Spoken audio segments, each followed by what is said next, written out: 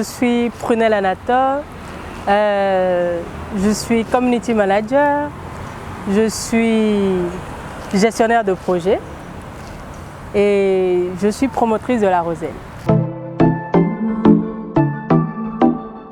La Roselle est une entreprise, une start-up qui a été mise sur pied en 2018 et qui a pour but de valoriser non pas la feuille, mais la plante d'Hibiscus sabdarifa dont les calices, c'est-à-dire les calices de cette plante font la boisson que tout le monde appelle bissap là. J'étais en année de licence et j'avais une camarade en classe qui me vendait le jus d'hibiscus dans un bidon d'1,5 litre, mais sans sucre.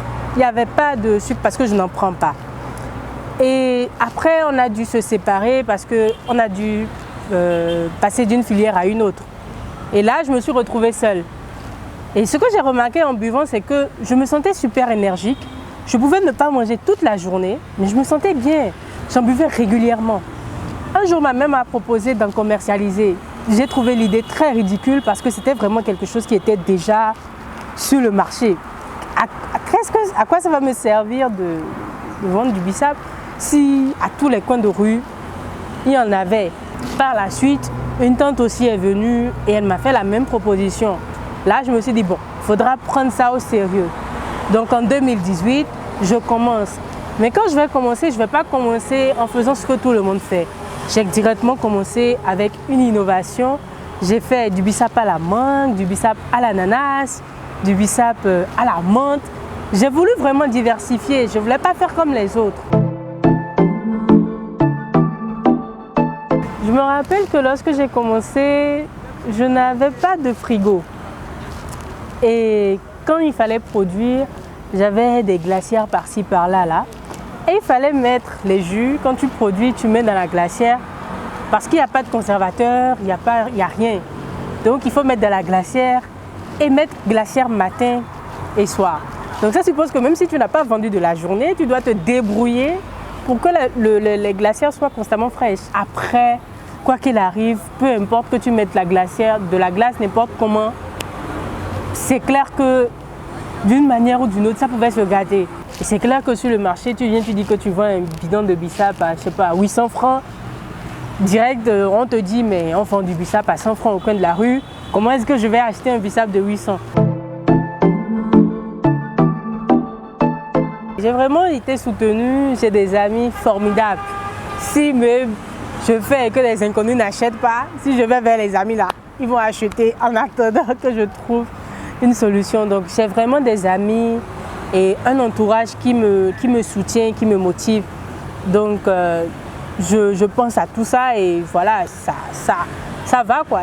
Si l'instant présent, ça ne va pas, je me rappelle qu'il y a des gens qui se battent, qui me donnent de la force et puis voilà, l'instant d'après, c'est passé quoi. Et tu as le soutien des parents aussi, donc ça va. Près de 10 produits que j'ai sortis, à chaque fois que je devrais en sortir un, il y avait des moments de doute, c'est clair. Est-ce que si je mets ça sur le marché, est-ce que ça va prendre? Est-ce que les gens vont adhérer? Est-ce que les gens vont apprécier? Et puis, toutes les fois, je suis quelqu'un, je peux vendre à la même personne 10 fois. Les 10 fois, je vais demander à la personne comment c'était. Parce que chaque fois, j'ai l'impression, je me demande, est-ce que j'avance? Est-ce que je regresse? Donc tout ça, ce sont des petits moments de doute.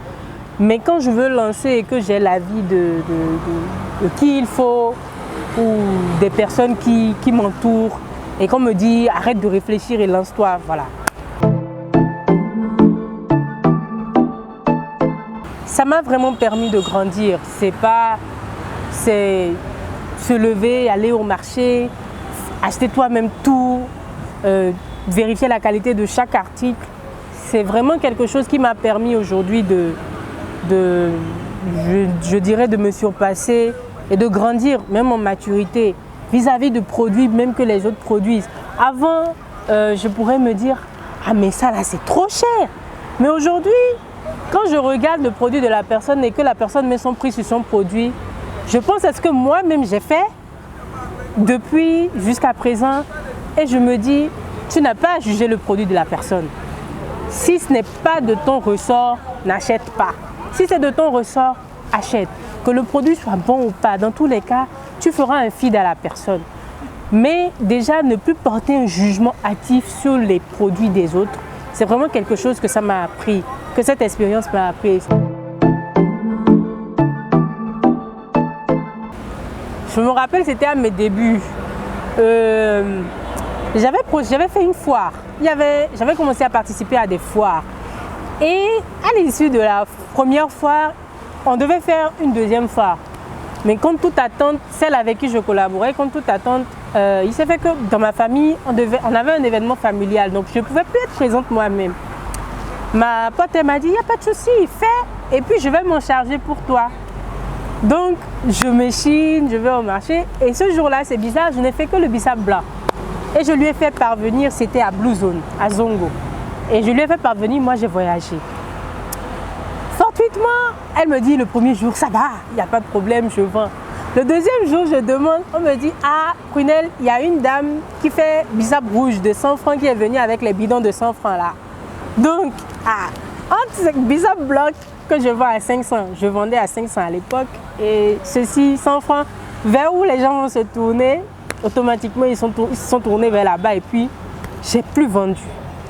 Ça m'a fait vraiment mal, mais bon, je me suis dit, c'est pas grave, je vais trouver une solution.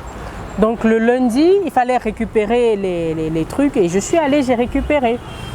Mais je me suis rendu compte que c'était plus que ce que je ne pensais. Le frigo des parents ne pouvait pas contenir tout ça. Je fais comment? Et là, voilà encore un truc qu'avec l'entrepreneuriat, tu es obligé de tout le temps réfléchir. Sur le moment, tu dois savoir ce qu'il faut faire, quoi. Et là, j'ai eu l'idée de former des packs. Et j'ai vendu, j'ai dit, bon, 6 pour le prix de 5. Il y a une dame qui est venue acheter, c'est là que j'en viens. Elle est venue acheter. Et je lui ai vendu les jus frais. Elle a laissé ça à l'air libre, à température ambiante. Les jus ont eu le temps de se fermenter. Et elle est venue m'attaquer. C'est que ce jour-là, j'étais au bout de ma vie. J'ai limite décidé de tout arrêter parce que je n'ai pas compris comment elle pouvait venir m'attaquer comme ça. Je parlais mais elle ne comprenait pas. C'est-à-dire, il faut mettre dans un frigo. Sur les étiquettes, c'est écrit. Conserver au frigo après ouverture. Même quand tu reçois, mets au frigo. Ce n'est pas des packs, ce n'est pas dans des bouteilles. Et ça, c'est vraiment quelque chose qui m'a marqué. Il y en a plusieurs, hein. Mais notamment, ça, c'est notamment à la sortie de mon thé. Ça, c'est récent. Je ne savais pas que ça allait prendre. En toute honnêteté, ça m'a pris 2 ans pour mettre le thé sur pied. J'ai commencé en 2020 à chercher les ingrédients, etc., puisque je ne ferai pas dans la mise en œuvre, je suis seule. Mais même avant de sortir officiellement le thé, j'ai écoulé près d'une dizaine de boîtes. Je me suis dit, avec ça alors, ça veut dire que si je fais en grande échelle, bah ça va partir comme des petits pains. Alors que la production, ça prend vraiment du temps parce que c'est beaucoup de feuilles, vraiment beaucoup de feuilles différentes. Ça m'a fait beaucoup plaisir. Et ça vient après le Bisso Mongo, qui est le best-seller. C'est-à-dire que mes clients mourraient pour ça. Il n'y a pas ce jour-là où on me dit Bisso Mongo est disponible quand. Donc ça, ce sont des souvenirs, des trucs vraiment positifs que je garde et qui me donnent envie de tous les jours chercher à innover plus et à réfléchir. Voilà. Ce que représente la Roselle pour moi, c'est un défi.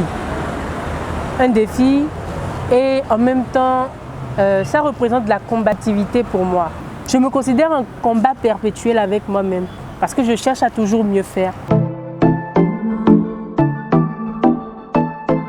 Je vous conseillerais de vous lancer dans l'entrepreneuriat si et seulement si c'est vraiment quelque chose que vous savez qui peut à la longue vous permettre d'atteindre un objectif. Mais vous lever comme ça et dire « Ah, mon boulot ne me donne pas comme je veux, je vais devenir entrepreneur ». Allez déposer cette réflexion-là quelque part. L'entrepreneuriat, oui, hein, mais il faut avoir la force pour pouvoir supporter tous les aléas de cela, quoi. je ne suis pas dans l'optique de me concentrer uniquement sur les calices, c'est-à-dire sur les feuilles. Je veux à la longue me concentrer sur tout, c'est-à-dire graines, la graine de la plante, la tige, les racines. Tout ce qui est exploitable sur cette plante, j'ai dans l'intention de l'exploiter, et par cela, ça va passer par la culture, voilà, de cette plante déjà ici. Donc je suis déjà en train de réfléchir à comment ce serait possible d'exploiter un espace pour cultiver cette plante. Je suis contente parce que il y a, je sais pas, 2 ou 3 ans, j'ai donné une interview et je n'ai pas cité autant de produits que j'en cite aujourd'hui. Donc j'espère vraiment que mes mots, que mon expérience pourra aider beaucoup de personnes.